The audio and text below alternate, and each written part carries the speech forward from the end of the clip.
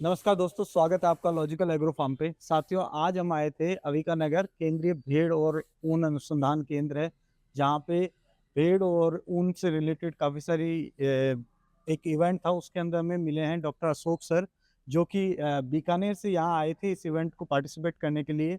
Sir से आज हम ये जानना चाहते हैं, हमारे जो दर्शक साथी है जो कि भेड़ और बकरी पालते हैं, सर टीकाकरण की समस्या काफ़ी ज़्यादा किसानों और जो फार्मिंग करते हैं उनको होती है। तो आप एक सरल शब्दों में, सरल भाषा में उनको बताइए कि कब कौन-सा टीकाकरण हमें करना चाहिए अपने देखो जानवरों में? भेड़ और बकरे में मुख्यतः 3 बीमारियों का टीकाकरण करना चाहिए। इनमें सबसे जो महत्वपूर्ण है वो है फड़किया। फड़किया जो होती है वो ताकतवर जो जानवर होता है उसका रोग होता है। तो ताकत कब मिलती है? जब उनको ज़्यादा खाना मिलता है। ज़्यादा खाना कब मिलेगा? बारिश के बाद बारिश में। के बाद। तो कोई भी हम टीकाकरण करते हैं तो उसका जो वैक्सीनेशन का टाइटर डेवलप होता है एंटीबॉडीज़ का वो कम से कम 15 दिन लेता है।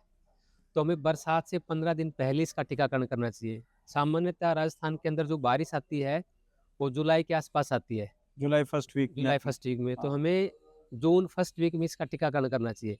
और फड़किया ही एक ऐसा टीकाकरण है जिसमें बूस्टर डोज़ की आवश्यकता पड़ती है। मतलब 15 दिन 15 दिन बाद बाद आपको दूसरा टीका वापस लगाना है, सेम डोज़ के साथ। सेम डोज़ के साथ।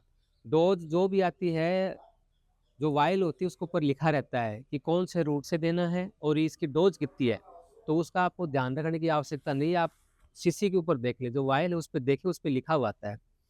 दूसरी बात ये है, ये बैक्टीरिया जनित बीमारी है, तो 6 महीने के अंदर इसकी इम्यूनिटी जो है वो खत्म हो जाती है। तो 6 महीने बाद वापिस हमें फिर इसका टीकाकरण करना होता है।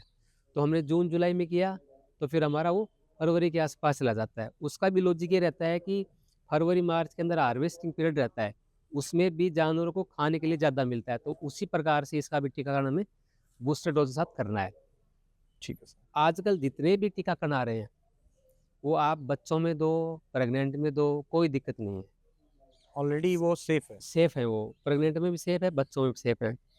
और जितने भी टीकाकरण होते हैं, उनमें ये होता है कि हमने अगर माँ का टीकाकरण कर दिया, तो बच्चे में दूध के द्वारा एंटीबॉडी चली जाती है। तो ठीक है सर। बच्चों का टीकाकरण हमें हमेशा माँ का दूध पीना बंद कर दे, जो कि लगभग हम 3 3 महीने। महीने के आसपास करते हैं, तो उसके बाद ही उनका टीकाकरण करना चाहिए।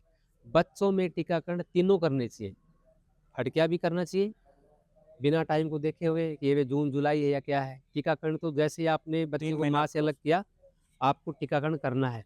उसमें आपको जून जुलाई या फरवरी मार्च नहीं नहीं देखना। दूसरी जो महत्वपूर्ण बीमारी है, वो है पीपीआर। देखो पीपीआर में 3 शब्द हैं, 3 साल में 1 बार होती है ये। आप कभी भी कर दो, 3 साल में 1 बार करो। प्रेफ़र ये करो कि आप अक्टूबर-नवंबर के आसपास कर दो, ताकि आपकी एक साइकिल बनी रहे, दिवाली के नाम से चीज़ें याद रह जाएँ। दिवाली पे। बच्चों में भी ये टीकाकरण आपको 3 महीने पे करना ही है, और फिर वो 3 साल बाद उनका वो होगा। फिर 3 साल बचपन बाद में हो होगा, गया एक, और फिर अगला 3 साल बाद 3 अगर साल वो बाद ही एनिमल। होगा। हाँ, और इसमें कोई बूस्टर डोज़ की आवश्यकता नहीं है, एक बार लगा दिया, 3 साल के लिए मामला ठीक है सेट है। फिर आपका। इसीलिए बोलते हैं कि बच्चे लो ना आप तो एक साथ लो, ताकि टीकाकरण क्या आपका आसान रहता आसानी है से करना। साल भर बच्चे मत लो, 2 सीज़न में बच्चे लो आप। और तीसरा जो महत्वपूर्ण टीकाकरण होता है, वो होता है माता का, सिकपॉक्स बोलते हैं जिसको ना, तो माता एक है, तो साल में 1 मदर बार है। होता है ये। Yes sir. माता नॉर्मली सर्दियों में आती है, तो आप जो है ना इसको अक्टूबर में कर लो या नवंबर में कर लो, साल में 1 बार करते हैं। लेकिन बच्चों में भी ये 3 महीने पे ही होगा, और जो गर्भवती भेड़ है उसमें भी ये सेफ है, आप कर सकते हो उसका टीकाकरण। धन्यवाद सर। और सर, इसमें जो अभी जैसे 3 महीने बाद अपन ने ये कर लिया, जैसे 3 महीने का हुआ बच्चा, और उसका क्या? फिर नेक्स्ट टाइम जैसे मेरा एक बच्चा है वो 3 महीने का हो गया, अप्रैल में हो गया, हुँ, और वापस उसको फिर मैं जो बारिश के मौसम उस वक़्त करूँ या नहीं करूँ? नहीं करो आप उसको। दोबारा टीकाकरण? हाँ, क्योंकि उसमें क्या होगा ना, फिर वो आप उसमें दोबारा करोगे ना, तो आपका जो बाकी एडल्ट फ्लोक है ना, उसके उसके साथ साथ रूटीन में में आ जाएगा। रूटीन में आ तो जाएगा। आपका मैनेजमेंट है नेक्स्ट ना, टाइम। हाँ, मैनेजमेंट आपका ईज़ी हो जाएगा। जब उसका आपने अप्रैल में किया, फिर आप उसका करोगे अक्टूबर-नवंबर में, फिर तो फिर आगे वो वाला फ़र्क पड़ जाएगा तो आपका। एक वायल हम उसको बार-बार फिर उस अलग से बच्चे के लिए अलग से वायल लेके आनी पड़ेगी। हाँ, तो आप एक बार करो टीकाकरण, अगर आप टीकाकरण जैसे फड़ किया है, आप 6 महीने में कर रहे हो, हुँ, अगर 4 महीने में भी कर दोगे ना, साइकिल दोबारा या सेम करने सेट के लिए, करने लेके। तो उससे कोई फ़र्क नहीं पड़ेगा, कोई नेगेटिव इफ़ेक्ट नहीं आएगा इसका। ठीक है सर, ठीक ठीक है। है? बहुत-बहुत धन्यवाद।